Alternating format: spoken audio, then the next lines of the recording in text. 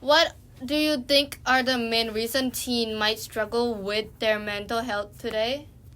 It's because I think it's because like it's this lack of like finding people to help them, like, you know, find therapists. Finding therapists is hard and stuff. So, like, yeah, it's not easy. I'm not done with my sentence yet. It's just that it's hard for them to find people to help them, and they don't know how to cope with what they have. Okay, next question. What are some signs that a friend might be struggling with their mental health? They might be very secretive about something. They might act concerning and like just a bit strange or unusual. Not in the way that it's like, you know, it's more like something where you can tell someone is acting unstable, mentally unstable, or just concerning to you. Yeah. What can schools do to create a supportive environment for students' mental health? I think they should like understand what the kids'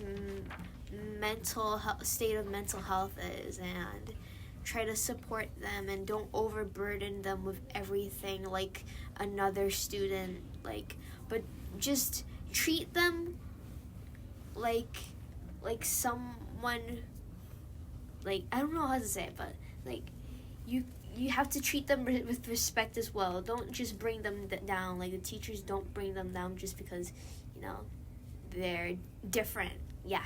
Okay. What are common misconceptions about mental health that you think need to be corrected? Like, just something like, just, it's hard to explain. Maybe like,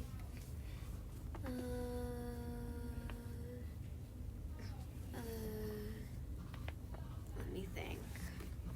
Just someone assuming that, like, someone with a developmental disorder, they assume that, you know, the misconception is that, like, they don't know anything, and their mindset is like, if you have this mental illness, you might act like a bit different than others, and you can't fit in, and then they exclude you out just because, you know, you're something like that. It's like, it's not good, you know, because just because someone is like that doesn't mean they can't fit in.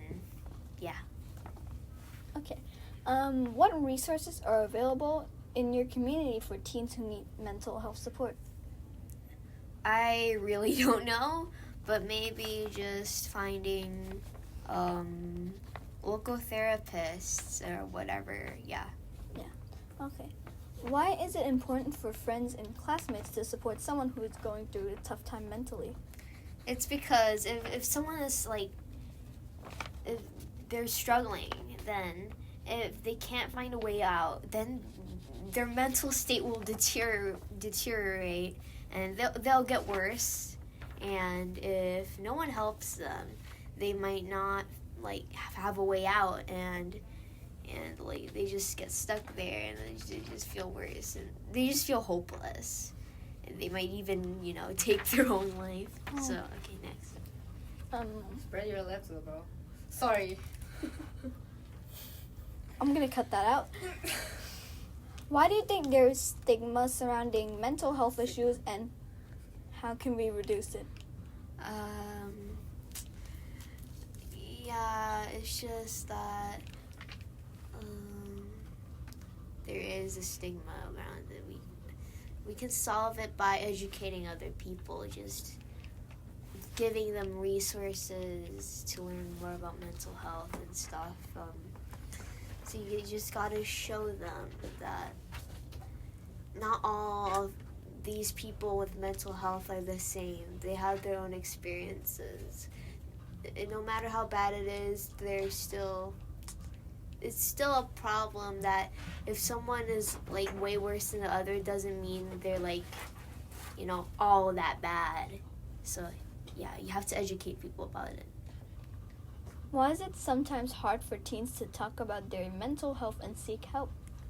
It's because the stigma and how people they assume that someone will do something absolutely they just don't want to seek help because they're afraid the person will have misconceptions about their problems and assume something wrong, and they're afraid that someone else doesn't understand their problems. Yeah. Why is early intervention important in supporting teens' mental health? I just think. Wait, let me search it up. It's fine, take your time. Okay.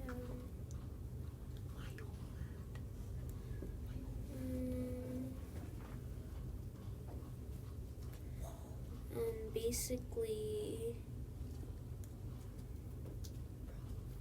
it's good because it supports people with developmental disabilities or any mental illness, or just kids who are just struggling in life. It helps kids who are struggling to support them more because they have problems in the way that other children don't. And in normal school systems, they support more of the typical child who hasn't been through things. So yeah. Okay. How can friends and classmates best support someone who is going through a tough time mentally? Just have a nice and kind discussion with them about it. So just try to ask them, but don't try to pry too deep. Just so you can understand them and try to find ways to help them. Yeah. How can schools help reduce stress and anxiety among students? Something something about being kinder, and don't pressure the kids too much into doing stuff that isn't too important, but just try to be understanding and stuff. But yeah, I guess. How can parents and caregivers best support their teens' mental health? Try to listen, try to understand them. Don't try to go against them in a way that is disrespectful and not kind or understanding. You have to understand, if you're a parent, you have to understand your kid, so they won't feel bad for explaining all of that to you. You know what I mean? Yeah. Okay. How can we make it easier for teens to talk about their mental health and seek help when they need it? It's can make it easy.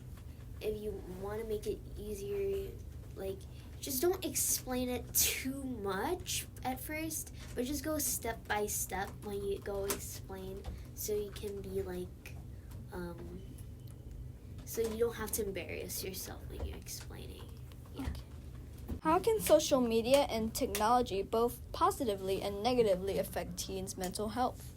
So positively, you can find inspiration from others, and you can find somewhat kind and nice supporting people there. It depends on who it is.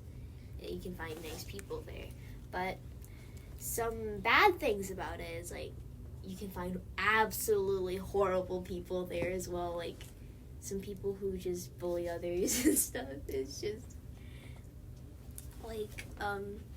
or someone who purposely tries to bring you down constantly in a way that destroys your mental health and stuff. Yeah. So basically, and also looking at pictures on social media that could also bring you down because you're just jealous of somebody. Yeah. Last question. How can we ensure that teens feel comfortable and safe discussing mental health with adults? So you have to find a trusted adult, adult that really understands. not anyone abusive, not anyone who's manipulative. So, but you also have to be sure that someone's accompanying you as well, someone who's also trusted, I think. Or if you're just one-on-one, like you and an adult, you have to try to explain it carefully to the adult so you don't feel bad about it. Yeah. Okay. Thank you for your time.